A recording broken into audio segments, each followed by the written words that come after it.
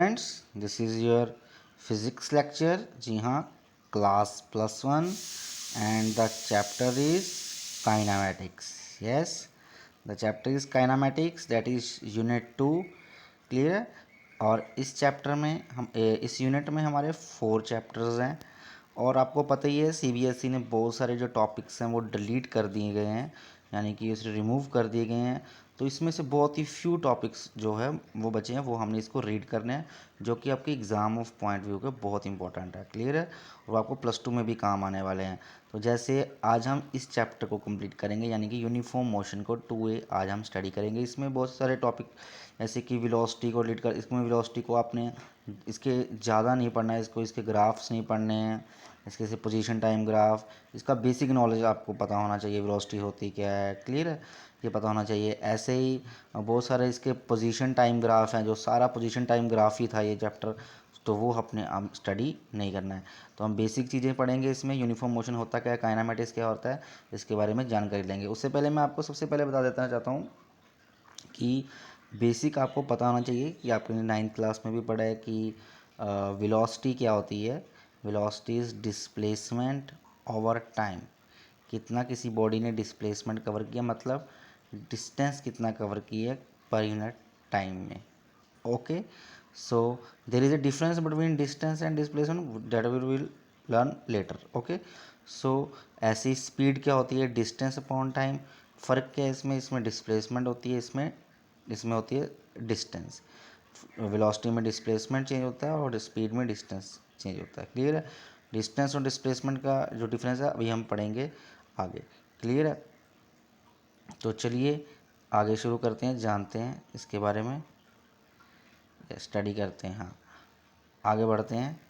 आगे हमारे पास सबसे पहले शुरू करते हैं चैप्टर, जानते हैं काइनामेटिक्स का मतलब क्या है।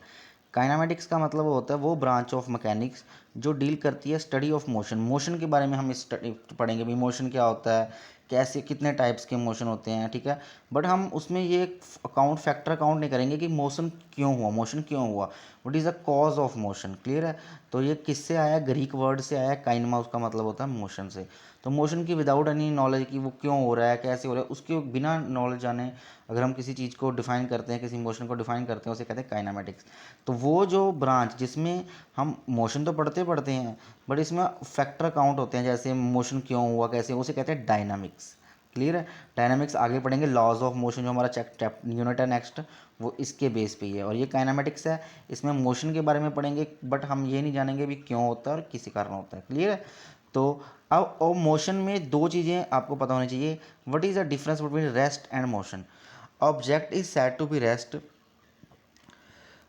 if it does not change its position with time or with respect to its surrounding।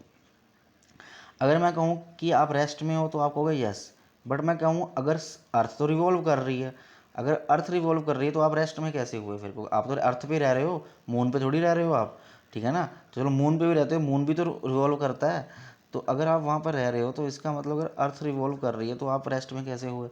तो फिज़िक्स में रेस्ट उसे ही माना जाएगा, ठीक है ना, अगर रेस्ट उसे ही कहेंगे कि अगर उसके विद रिस्पेक्ट टू सराउंडिंग, मतलब हम उसके विद रिस्पेक्ट टू देखेंगे कि हम विद रिस्पेक्ट टू क्या रेस्ट हैं और विद रिस्पेक्ट टू क्या मोशन में। जैसे अगर मैं कहूँ कि हमारी जो बॉडी है वो रेस्ट है, किसके with respect to, with respect to table, क्योंकि टेबल के विद रिस्पेक्ट टू हम रेस्ट में लग रहे हैं। बट अगर मैं विद रिस्पेक्ट टू अर्थ की बात करूँ तो हम क्या हैं, मोशन में हैं। क्लियर है। तो इस या विद रिस्पेक्ट टू सन की बात करूँ तो आप उसे मोशन में दिख रहे हैं, क्योंकि अर्थ रोटेट कर रही है, इसके रिवॉल्व कर रही है इसके अराउंड, तो आप उसे मोशन में दिख रहे हैं। अगर विद रिस्पेक्ट टू आप मैं कहूँ अपने जो नज़दीक चीज़ें हैं, कोई आपके साइड में कोई कुछ भी है, टेलीविज़न है या कुछ भी है, तो उसके विद रिस्पेक्ट टू आप क्या है, रेस्ट में। तो ये रेस्ट का आपको कंसेप्ट समझाना बहुत ज़रूरी है। मोशन भी वही चीज़ है। तो मोशन उसे कहेंगे अगर जो कोई भी चीज़ पोजीशन टाइम के साथ साथ अपनी पोजीशन चेंज कर रही है, जो जो टाइम बीत रहा है, क्योंकि टाइम उन्होंने क्या ले लिया, एक एक फ्रेम ऑफ रेफरेंस ले लिया, जो इस बार आपको अभी टॉपिक है नहीं है, इस बार डिलीट कर दिया गया। फ्रेम ऑफ रेफरेंस ले लिया उन्होंने, अभी वो टाइम के साथ अगर पोजीशन चेंज हो रही है किसी चीज़ की तो उसे कहा जाएगा मोशन। क्लियर है। और विद रिस्पेक्ट टू सराउंडिंग के चेंज हो रही है। क्लियर। एग्जाम्पल दी हुई जैसे जैसे a bird flying in air, train move हो रही है, रेल्स में चल रही है, ठीक है। शिप सेलिंग इन वाटर, जो शिप जो पानी की जो बोट है, शिप है, वो चल सेल कर रही है। मैन वॉक कर रहा है, ठीक है ना। ये सारे मोशन के एग्जांपल्स हैं। मोशन के एग्जांपल जो हैं वो मोलिकुलर लेवल पर भी होते हैं, जैसे गैस मोलिक्यूल्स का मोशन होता है जो कि हम उसे नेक्ड आई से देख नहीं सकते, ठीक है। बट एक क्वेश्चन उठना, rest and motion are relative, ये दोनों रिलेटिव हैं, क्लियर है। जैसे रिलेटिव का मतलब एक दूसरे के ऊपर डिपेंड करते हैं। जैसे एक पर्सन है, मूविंग ट्रेन में जा रहा है, तो दो पर्सन है, तो इस पर्सन ए है और ये बी है। जो बी है, एक बाहर बैठा सी है, तो ट्रेन चल रही है। अगर ए के विद रिस्पेक्ट में देखूँ तो बी क्या है, रेस्ट में है। बट अगर सी के विद रिस्पेक्ट में देखूँ तो बी क्या है, मोशन में है, क्योंकि गाड़ी चल रही है। बट ए तो साथ ही चल रहा है ना, ए थोड़ी पीछे रह गया, डब्बा आगे थोड़ी निकल जाएगा। तो इसका मतलब कि ये जो ए के विद रिस्पेक्ट में जो बी है वो क्या है, रेस्ट पे है। बट जो सी के विद रिस्पेक्ट में क्या है, वो मोशन पे है। सो इसी के लिए कह सकते हैं the rest and motion are relative terms, okay. अब मोशन टाइप्स के बहुत होते हैं, आपको पता ही है, अपने छोटी क्लासेस में भी पढ़ा है। जैसे पहला है rectilinear motion. What is rectilinear motion? The motion जिसमें एक पॉइंट मास, हम किसी भी अब हम आगे पढ़ने वाले हैं तो हम पॉइंट मास की बात करेंगे। पॉइंट मास क्या है? जिसका डिस्टेंस विद रिस्पेक्ट टू अगर किसी भी बॉडी के अकॉर्डिंग बिल्कुल नेग्लिजिबल हो, जो बिल्कुल छोटी हो, नेग्लिजिबल हो, उसे कहते हैं पॉइंट मास, क्लियर है। तो पॉइंट मास का मतलब है वो मोशन जिसमें कोई भी बॉडी का पॉइंट मास मूव कर रहा है स्ट्रेट लाइन में। तो आगे है हमारे पास ट्रांसलेटरी मोशन। इनमें फ़र्क कुछ नहीं है, इसमें बॉडी स्ट्रेट लाइन में मूव कर रही है, बट इसमें हम पॉइंट ऑब्जेक्ट नहीं ले रहे, पूरा सेंटर, पूरा वो ले रहे हैं हम, पूरी बॉडी ले रहे हैं। This is not a point mass, but a body is moving in such that the constant particles moving simultaneously along a parallel straight line। जैसे एग्जांपल लेता हूँ, अगर मैं बात करूँ सिंपल एक टायर की, तो टायर अगर मूव कर रहा है तो मैं कहूँगा, एक्सपोज कर रही है पॉइंट मास है, तो ये मूव कर रहा है, मैं कहूँगा ठीक है ये रेक्टिलिनियर मोशन है, ओके। अगर मैं बात करूँ किसी गाड़ी की, किसी की हम टू व्हील्स की बात करूँ, तो अगर ये हिस्से हम मूव करेंगे तो ये पूरी बॉडी बॉडी मूव होगी ना, तो इसे कहेंगे ट्रांसलेटरी मोटर। ऐसा तो नहीं ये एक टायर ही मूव हो जाएगा, एक टायर वहीं रह जाएगा, ऐसे तो नहीं हो सकता ना। तो इसमें पूरे पूरे कॉन्स्टिट्यूएंट पार्टिकल्स, इसके पार्टिकल मूव कर रहे हैं दोनों, तो पूरी बॉडी मूव कर रही है, that is known as translatory motion, okay. आगे है हमारे पास सर्कुलर मोशन। सर्कुलर मोशन अगर पॉइंट ऑब्जेक्ट मूव कर रहा है किसी सर्कल में तो इसे कहेंगे सर्कुलर मोशन। रोटेटरी तब कहेंगे जब कोई पूरी बॉडी रोटेट कर रही है, जैसे पूरा अर्थ रोटेट कर रही है अराउंड द सन, तो हम उसे कहेंगे क्या है, वो that is rotatory motion. So this is our types of motion. एक और होता है ओसिलेटरी मोशन। कोई बॉडी ओसिलेट कर रही है किसी एक पॉइंट के, ओसिलेशन तो पता ही है ना आपको, ऐसे ओसिलेट, पेंडुलम आपने सुना होगा, किसी एक मीन पोजीशन के जो कि अराउंड किया वो ओसिलेट कर रही है, that is oscillatory motion, clear है। और वो फिक्स इंटरवल ऑफ टाइम के बाद वापस आ जाती है। जैसे टाइम पेंडुलम है, यहाँ से अगर बॉब होता है, this is fixed point, this is known as bob, this is thread. If I push this, if I apply a force on this, it goes like that, यहाँ पर जाएगा ऐसे, और ये फिर क्या जाएगा, वापस आ जाएगा अपनी पोजीशन पे, फिर यहाँ पर रुकेगा थोड़ी, दूसरी एक्सेलरेशन, ये फिर यहाँ जाएगा।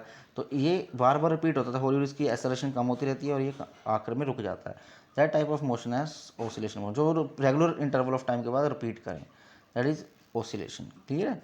तो इससे पहले अगर हम एक चीज़ और जान लेते हैं, ये पढ़ने से पहले, मोशन को आगे पढ़ने से पहले, मोशन इन 1 2 डायमेंशन, कि आपको पता है what is the distance, what is the difference between distance and displacement. Very important है डिस्टेंस एंड डिस्प्लेसमेंट। देखो क्या होता है इसका मतलब। डिस्टेंस क्या है? अगर मैं ए पॉइंट से बी गया, suppose I move from A point to B, let us cover a distance 2 kilometer, okay. फिर मैं सेम, तो इसका डिस्प्लेसमेंट कितना हुआ, इसका डिस्प्लेसमेंट भी 2 किलोमीटर, ओके। अगर मैं बी से ए आया तो डिस्टेंस क्या होगा, डिस्टेंस हो जाएगा 4 किलोमीटर। डिस्प्लेसमेंट क्या हो जाएगा, 4 किलोमीटर, नो, तो डिस्प्लेसमेंट हो जाएगा 0, क्योंकि डिस्प्लेसमेंट क्या होता है, it is a shortest distance, और हम इसको रेफरेंस से लेकर चलते हैं। जैसे मैं यहाँ से चला, यहाँ से मैं गया यहाँ तक, कितना डिस्टेंस कवर किया मैंने, 3 किलोमीटर। फिर यहाँ से मैं यहाँ आया, तो यहाँ से 3 किलोमीटर इसमें से माइनस हो जाएगा, कम हो जाएगा। तो इसका मतलब जो हम शॉर्टेस्ट डिस्टेंस जो होता है, जितना भी शॉर्टेस्ट डिस्टेंस को कहते हैं हम डिस्प्लेसमेंट। और डिस्प्लेसमेंट वेक्टर क्वांटिटी है, वेक्टर मतलब इसमें डायरेक्शंस होती हैं, तो इसमें डायरेक्शन है, इसमें हम डायरेक्शन लेके जाते हैं, दिस इज डिस्प्लेसमेंट। और डिस्टेंस क्या होता है, इसमें डायरेक्शन नहीं होती है और ये सम हो जाता है। जैसे ए से बी गए तो 2 किलोमीटर, बी से फिर आए तो 2 किलोमीटर, 4 किलोमीटर, फिर सी गए, फिर 2 गए, 6। बट ऐसा नहीं होगा डिस्प्लेसमेंट में। डिस्प्लेसमेंट यहाँ से यहाँ गए, फिर यहाँ से यहाँ आया तो डिस्प्लेसमेंट क्या हो जाता है, 0। सो So it is the shortest distance between two maximum points. Okay, so this is the difference between distance and displacement. आपकी बुक में दिया हुआ, आपका होमवर्क भी यही है, आपने इसे कॉपी में नोट करके मुझे भेजना है, ठीक है, ऐप पे भेज देना आप इस होमवर्क को. ओके, अब जानते हैं two dimension one motion one dimension. Very easy. जैसे ये देखें, एग्जाम्पल बहुत अच्छी दी है. मोशन ऑब्जेक्ट भी वन डिमेंशन पे body only one out of the three. हमें पता है, हमें थ्री डिमेंशन अभी तक हम पढ़ चुके हैं, जैसे x y and z. Three dimension होती है, तीनों आपस में 90 डिग्री पे होती हैं. तो अगर किसी भी एक पोजीशन पे बॉडी मूव करे, जैसे एक कार है, वो ओ पॉइंट से चली, वो इस पी पॉइंट पे गई, तो उसने सिर्फ एक्स डिस्टेंस कवर किया, ठीक है ना. तो उसके कोऑर्डिनेट्स क्या हो जाएंगे, बाकी एक्स 0 0, सिर्फ एक्स कोऑर्डिनेट्स होंगे, बाकी 0 0 होंगे. तो उस तरह के जो मोशन को कहेंगे हम वन डायमेंशनल, जो वन डायमेंशन में होता है. और इसे लीनियर और रेक्टिलिनियर मोशन भी कह सकते हैं. टू डायमेंशनल जैसे जैसे कार है, वो इस ओरिजिन, अगर इसको ओरिजिन मान के चलते हैं, इसे फ्रेम ऑफ रेफरेंस कहते हैं, ओरिजिन मान के चलते हैं, यहाँ से डिस्टेंस कवर किया है एक्स, बट यहाँ से भी तो डिस्टेंस कवर किया ना उन्होंने वाई, तो उसके कोऑर्डिनेट क्या हो गया एक्स वाई, तो टू डायमेंशन में है. जैसे कोई भी हम कह सकते हैं, हमारे घर में ये कोई चीज़ पड़ी है, हमारी ये दीवार है, ये चीज़ पड़ी है यहाँ पे, तो मैं कहूँगा यहाँ से कितना, इसके कोऑर्डिनेट्स क्या है, मैं कहूँगा यहाँ से 2 मीटर पड़ी है और यहाँ से 1 मीटर पड़ी है, तो उसके कोऑर्डिनेट क्या हो गए 2 मीटर 1 मीटर. तो ये इसका क्या आ जाएगा, यहाँ इसका मोशन क्या चल, मतलब ये कैसे चल रही है मोशन, ऐसे चल रही है, मतलब ये टू डिमेंशन में चल रही है. अगर मैं इसको मोशन दे दूँ तो ये ऐसे जाएगी ना आगे, तो इसका मतलब है टू डिमेंशन में चल रही है. मतलब जब भी कोई बॉडी थ्री कोऑर्डिनेट्स में से दो कोऑर्डिनेट्स जो है यूज़ कर रही हो, उसे कहेंगे टू डिमेंशनल. ऐसे ही जो कोई बॉडी तीनों के तीनों कोऑर्डिनेट्स यूज़ कर रही हो, जैसे एरोप्लेन है, एक्स भी है, वाई भी है और जेड भी है, तीनों कोऑर्डिनेट्स यूज़ कर रही है, तो हम कहेंगे उसे थ्री डिमेंशन मोशन. क्लियर है, ये आपको ध्यान से रखना है. जैसे काइट फ्लाई कर रहा है, ये देखो दिए ना एग्जाम्पल, कोई भी काइट जो है फ्लाई कर रहा है, तो वो क्या है, example of three dimensional motion. वेटिक पार्ट में जैसे ये देखें, देख लिखा ना, in three dimensional motion the object moves in space. Space में कोई ऑब्जेक्ट मूव करे थ्री डिमेंशन, जैसे एक काइट फ्लाई कर रहा है विंड डे में, या गैस मॉलिक्यूल मूव कर रहे हैं, एरोप्लेन, अभी मैंने एग्जांपल दी, एरोप्लेन मूव कर रहा है, बर्ड मूव कर रहा है, that is a three dimensional motion. Okay, very easy. Okay, अब बढ़ते हैं, हमारा लास्ट टॉपिक है ये, दैट इज़ इस चैप्टर का रिलेटिव वेलोसिटी. इसमें से जो क्वेश्चन आएंगे आपको थोड़े बेसिक थ्योरीज वाले आएंगे, ठीक है. रिलेटिव वेलोसिटी के एक न्यूमेरिकल भी आ सकता है रिलेटिव वेलोसिटी का, इसमें जो बनता है, और इसके जो कि आपको कंसेप्चुअल क्वेश्चन पढ़ने हैं. क्लियर है. तो रिलेटिव वेलोसिटी में होती है, जैसे रिलेटिव नाम से पता लग रहा है कि with which the relative velocity of one object with respect to other. एक ऑब्जेक्ट की velocity with respect to other is the velocity at which one object moves with respect to other object. Hence relative velocity defined as a time rate of change of relative position of one object with respect to other. Simple सा है, अगर एक train move कर रही है इधर, train 1, ऐसे ही अगर सपोज कर लो ट्रेन 2 भी इधर ही मूव कर रही है, ट्रेन T2, तो हम कहेंगे कि इसकी वेलोसिटी u1 है, इसकी वेलोसिटी u2 है. क्लियर है. तो अगर ये सेम डायरेक्शन में हो तो हम रिलेटिव वेलोसिटी क्या कहेंगे, कि रिलेटिव वेलोसिटी क्या करेंगे, कि हम मान के चलते हैं भी इसकी रिलेटिव वेलोसिटी क्या है विद रिस्पेक्ट टू इसकी. यहाँ अगर हम कह सकते हैं भी ट्रेन 2 की वेलोसिटी क्या है विद रिस्पेक्ट टू दिस, तो ये जो विद रिस्पेक्ट टू एक दूसरे की जो वेलोसिटी होती है, अगर दो ट्रेन मूव कर रही हैं, या दो व्हीकल्स, टू स्कूटर्स, कुछ भी मोशन में है, कोई बॉडीज़ दो मोशन में है, तो विद रिस्पेक्ट टू अगर एक दूसरे की हम बात करते हैं तो उसे कहते हैं रिलेटिव वेलोसिटी. मतलब विद रिस्पेक्ट टू एक दूसरे की हम उसकी वेलोसिटी निकालते हैं. ठीक है, सपोज कर लेते हैं ना, हमें जैसे इक्वेशन ऑफ मोशंस पता है. इक्वेशन ऑफ मोशन, आपको जो इक्वेशंस ऑफ मोशन है इसमें ग्राफिकल मेथड में दी गई, ग्राफिकल मेथड आपको है नहीं, तो हम आपको अगला जो चैप्टर है हमारा, यानी कि यूनिफॉर्म मोशन वाला, एक्सेलरेटेड मोशन, उसमें हम कैलकुलस मेथड के जरिए हम सॉल्व करेंगे equations of motion. Calculus method, only we done a calculus method, not graphical method, not basic method. Okay, we just use a calculus means integration वाला method हम उसमें use करेंगे. क्लियर है. तो एक्सप्रेशन पढ़ेंगे हम रिलेटिव वेलोसिटी का. हमने मान लिया दो ऑब्जेक्ट्स हैं A and B, uniform velocity v1 u2 से जा रहे हैं, दो ऑब्जेक्ट हैं कोई भी, ए एंड बी है, that is A that is B, और वेलोसिटी एक की v1 है और एक की v2 है. लेट कर लेंगे, उन्होंने थोड़ी ही दूर तक अपना ओरिजिन से डिस्टेंस कवर किया x01 x02. देखो यहाँ से चले ऑब्जेक्ट, यहाँ पर जब थे टाइम तब क्या था, ज़ीरो था, टाइम t0 था, तब उसने डिस्प्लेसमेंट कोई कवर नहीं किया. यहाँ तक हमने स्टॉप वॉच को ऑन नहीं की है जब यहाँ तक पहुँचे ए तक। यहाँ सपोज कर लो कोई और पॉइंट ले लो पी, यहाँ से यहाँ तक उन्होंने कोई डिस्टेंस, हमने स्टॉप वॉच ऑन नहीं की तो उसने डिस्टेंस कवर कर लिया x01, मतलब पहले वाले ने कितना डिस्टेंस कवर लिया x01। तो टोटल, और यहाँ से हमने स्टार्ट कर दी चलानी उसकी स्टॉप वॉच और हम डिस्टेंस नोट करते गए। टोटल डिस्टेंस कितना हो जाएगा? डिस्टेंस क्या होता है? वेलोसिटी क्या होती है, मैंने बताया था, या स्पीड क्या होती है? Distance upon time. तो डिस्टेंस क्या होगा? Velocity into time. तो वेलोसिटी इनटू टाइम लिख सकते हैं ना इस यहाँ पर x1 को। दोबारा से देखें, यहाँ पर टाइम जब बॉडी थी ओ पर, मान लेते हैं दिस इज ओरिजिन। इन्होंने डायग्राम बनाई है, देखते हैं। नहीं, डायग्राम नहीं बनाई तो मैं ही बनाता हूँ। तो यहाँ पर बॉडी थी ओरिजिन पे, सपोज कर लो टाइम 0 था। यहाँ तक हमने स्टॉप वॉच ऑन नहीं की, मान लो हमने हमारा स्टॉप वॉच है तो उसने डिस्टेंस कवर लिया, उसी तभी मैं ले रहा हूँ उस डिस्टेंस को 01, यहाँ से लेके यहाँ तक। यहाँ से स्टॉप वॉच ऑन कर दिया और डिस्टेंस कवर कर लिया उसने, किसना? उसने डिस्टेंस कवर करना स्टार्ट कर दिया। वो वहाँ पर ना हमको वेलोसिटी पता है उसकी भी, इसकी वेलोसिटी 1 है, ठीक है, और टाइम पता है भी कितना लगा इस पॉइंट तक पहुँचने में। तो हमें डिस्टेंस कितना हो जाएगा? तो अगर वेलोसिटी 1 है, टाइम t है, तो डिस्टेंस क्या हो जाएगा? v into T. तो टोटल डिस्टेंस कवर कितना किया यहाँ से लेके इस पॉइंट तक, इस पॉइंट डी तक ले लेते हैं। तो डिस्टेंस कवर कितने किया? x01 पहले ने, ऐसे ही v1 इंटू टी। ऐसे ही सेकंड वाले का क्या हो जाएगा? x2 डिस्टेंस कवर कितने है? x02 इंटू उसकी सपोज कर लें वेलोसिटी v2 है। क्लियर है? तो हमने इसको इक्वेशन की फॉर्म में इस तरह लिख लिया।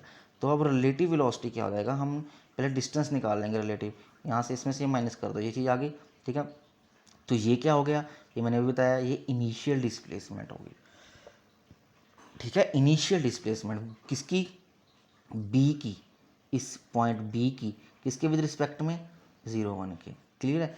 तो ऐसे ही ये जो v2 माइनस वी2 बचा है, ये तो देखो ये v2 माइनस v1 बचा है, यहाँ से वैल्यू निकाल लेंगे उसकी। तो ये क्या है? Rate of change of relative velocity position of A, the इसको कह सकते हैं रिलेटिव वेलोसिटी ऑफ किसकी? बी की। जो पहले आएगा उसके लिखेंगे velocity of B with respect to किसके? ऑब्जेक्ट की ए। जैसे अब समझोगे आप, यहाँ पर ए था, यहाँ पर बी था, इसकी वेलोसिटी v1, इसकी v2 थी। ऑब्जेक्ट की मूव कर रहे हैं दोनों एक डायरेक्शन में, मूव कर रहे हैं, ध्यान रखना, सेम डायरेक्शन में। तो अगर मैं कहूँ what is the relative velocity of B with respect to A, तो ये हो जाएगी v2 माइनस v1, जिसकी हमें निकालनी है, ठीक है, उसकी पहले लिखनी है। अगर मैं कहूँ what is the velocity of A with respect to B, तो हो जाएगी v1 माइनस v2। तो ये आपको रूल याद रखना पड़ेगा रिलेटिव वेलोसिटी का। रिलेटिव वेलोसिटी क्या होती है? एक की वेलोसिटी दूसरे के विद रिस्पेक्ट में कितनी है। क्लियर है? सो ये सेम है, ये देखो यहाँ पर भी लिख रखा है velocity of B A, velocity of object B की किसके विद, ऐसे लिखते हैं वी वेक्टर, ऊपर डालते हैं ऐसे वेक्टर डालते हैं। वेक्टर का हम जो चैप्टर पढ़ेंगे आपको सिखाएंगे इसके बारे में, इसका मतलब क्या होता है। तो इसकी 2 की विद रिस्पेक्ट टू 1। क्लियर है? मतलब ए की वेलोसिटी, अगर एक बॉडी 20 मीटर पर सेकंड की स्पीड से जा रही है ए, और दूसरी बॉडी जा रही है इसलिए 40 मीटर पर सेकंड की, अगर मैं कहूँगा इस बी बॉडी, ये ए बॉडी, तो बी की वेलोसिटी क्या है विद रिस्पेक्ट टू ए? तो कहेंगे 40 माइनस 20, यानी कि 20 मीटर पर second. So this is about the velocity. Clear? तो हमारा ये फर्स्ट जो चैप्टर था हमारा यूनिफॉर्म मोशन का, ये खत्म हो चुका है, ठीक है। इसके आपने क्वेश्चन ट्राई करने हैं, एमसीक्यूज़ वगैरह ट्राई करने हैं। कोई डाउट है इसमें? वेलोसिटी वाला कंसेप्ट सिंपल बेसिक पढ़ना आपने, और इसके ग्राफ्स वगैरह आपको नहीं करने, कोई ग्राफ वगैरह डिलीट कर दिए हैं। तो नेक्स्ट वीडियो फिर लेकर आएंगे हम, और वीडियो इंटरेक्शन भी लेंगे इस वीक में। तो तब तक अपने डाउट्स क्लियर कर लेंगे। Thank you.